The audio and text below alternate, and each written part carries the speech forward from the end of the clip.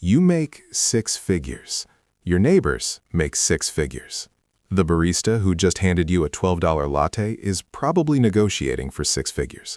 And yet, somehow, none of you can afford to buy a house. This isn't a story about inflation. It's not even really about money. It's about something far stranger. How America accidentally created an economy where everyone gets paid more, and almost everyone ends up worse off. Let me show you the trap. San Francisco, 2019. A software engineer named Marcus gets a job offer. Base salary, $180,000. Stock options, free lunch, health insurance that actually covers things. He calls his parents in Ohio, where the median household income is $58,000. They think he's made it. 6 months later, Marcus is splitting a 2-bedroom apartment with a stranger and wondering if he can afford to have a child before he's 40. What happened? Nothing unusual. Marcus just walked into the machine. Here's how it works. When a city or industry starts paying dramatically higher salaries, something predictable happens. The rent goes up. Obviously, landlords aren't stupid. They see the employment data. But it's not just rent. It's everything connected to physical space. Childcare centers realize their workers need higher wages to live nearby, so they raise prices. Restaurants raise prices because their cooks need more money. Grocery stores inch up costs because their lease just doubled. This is the first gear in the machine. Higher salaries don't make people richer if the cost of existing in the same place rises at the same rate. You've just moved the decimal point. A $180,000 salary in San Francisco has roughly the same purchasing power as $60,000 in Cleveland. Except that's not quite true. Because there's a second gear, and this one's more vicious. The problem is that not everyone's salary goes up at the same speed. Tech workers get massive raises, finance professionals do well, lawyers, consultants, certain types of engineers.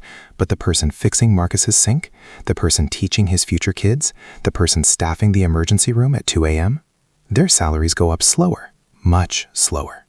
So now you have teachers in San Francisco making $70,000 a year trying to compete for apartments against people making $200,000. The teacher can't win that bidding war, so they move an hour outside the city, then 90 minutes. Then they quit and become a software sales rep because they did the math and it doesn't work anymore.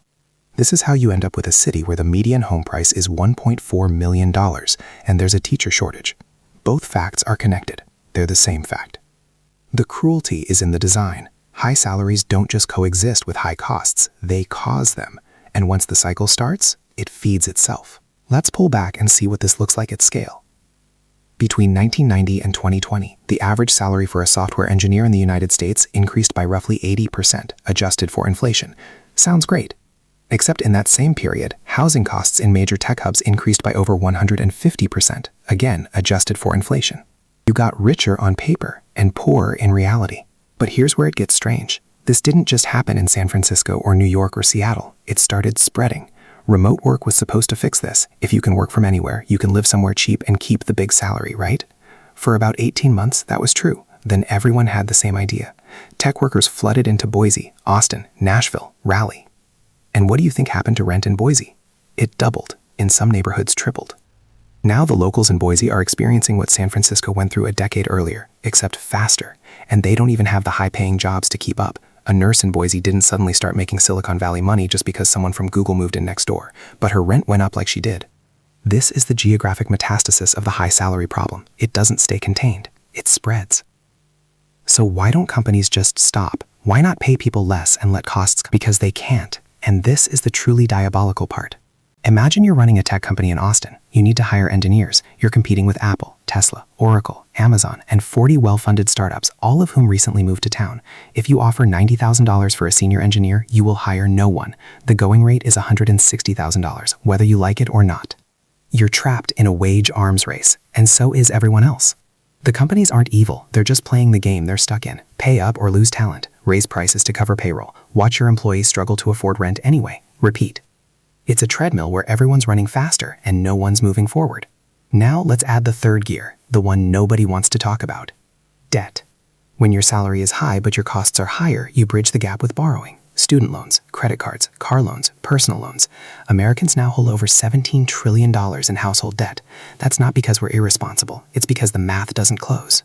You make $150,000, you pay $4,000 a month in rent, $800 for childcare, $600 for student loans, $400 for car payments, $350 for insurance, $1,200 for food, and suddenly you're living paycheck to paycheck at a salary that would have made you wealthy 30 years ago. So you borrow, not for luxuries, for normalcy. And the system requires you to. Banks love this, obviously. An entire generation of high earners who are also highly leveraged is a very profitable customer base. But it also means that even people making good money are fragile. One layoff, one medical bill, one surprise expense, and the whole structure wobbles. High salaries didn't make us secure. They made us expensive to maintain. Here's the quiet part, the part that doesn't make it into LinkedIn posts about salary transparency and knowing your worth. For a lot of Americans, especially younger ones, the high salary is a golden handcuff. You can't afford to take a lower-paying job because your fixed costs are built around the higher income. You can't move somewhere cheaper because your industry only exists in expensive cities. You can't take time off to retrain or start a business because you're too pet away from missing rent. You are, in a very real sense, trapped by your own success. And the absurdity is that people in lower-cost parts of the country look at you and think you have it made. You're making $200,000 a year. How could you possibly be struggling? But they're measuring your income, not your life. They don't see the $3,200 rent, the $18 salads, the $80,000 in student debt, the daycare that costs more than college used to. You're rich in a way that doesn't buy freedom, just a more expensive version of the same treadmill. Let's zoom out even further because this isn't just a personal problem, it's warping the entire economy. When a huge portion of high earners are locked into expensive cities, chasing salaries they need just to survive, whole industries start to hollow out. Teaching, nursing, social work, journalism, nonprofit work, anything that doesn't pay competitively gets abandoned, not because people don't care, but because they can't afford to care. You want to be a public defender? Hope you enjoy having roommates at 35? You want to work in conservation biology? Better marry someone in tech. The economy starts selecting for a very specific type of career, high-paying, digitally scalable, concentrated in a handful of metro areas. Everything else becomes a hobby for the wealthy or a trap for the idealist. This is how you get a society where everyone's chasing the same few industries in the same few cities, bidding up the cost of the same limited housing, wondering why life feels like a zero-sum game. Because it is. We built it that way. And it's accelerating. The gaps are widening. According to Zillow, the typical home value in the U.S. increased by 42% between 2019 and 2024, wages about 18%. Every year, the treadmill spins a little faster. Every year, six figures buys a little less. Every year, more people realize they're running in place. So what's the solution? Build more housing, obviously. Tax policy reform, remote work normalization, universal childcare, better public transit. There's a laundry list of things that would help, and we should probably do all of them. But here's the uncomfortable truth. Even if we do, the core mechanism doesn't go away. As long as certain cities and industries concentrate wealth, they will concentrate costs. As long as salaries rise faster in some places than others, they will price out everyone who isn't in the winning category. As long as we treat housing as an investment instead of a utility, we will have this problem. High salaries in the current system are a symptom of scarcity, and scarcity doesn't go away just because you pay people more. So maybe the real question isn't, why are salaries so high? Maybe it's, why did we build an economy where you need a high salary just to live a normal life? And if you're sitting there thinking, well, I better go get one of those high salaries then, congratulations, you've understood the trap. Now you're part of the machine.